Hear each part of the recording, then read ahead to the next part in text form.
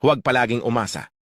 Hanggat maaari huwag iasa ang iyong sariling kinabukasan sa iba. Gumalaw ka para sa sarili mo. Ikaw ang tutupad sa mga pangarap mo at hindi ang iba. Ikaw ang magpapaunlad sa sarili mo at hindi ang ibang tao.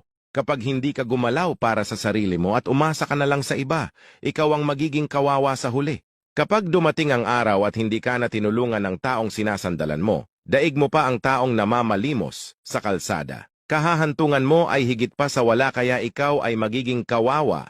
Tandaan mo, huwag mong panghawakan ang pangakong tutulungan ka, kaya ka palaging nakaasa. Dahil ang pag-iisip ng tao, katulad ng panahon, nagbabago at minsan mabilis ang pagbabago. Kaya habang bata ka pa at malakas kumilos ka na, kung hindi ka kikilos at palaging nakaasa lang, baka magulat ka. Isang araw matanda ka na at wala ka ng kakayahan para paunlarin ang sarili mo dahil huli na ang lahat para sayo.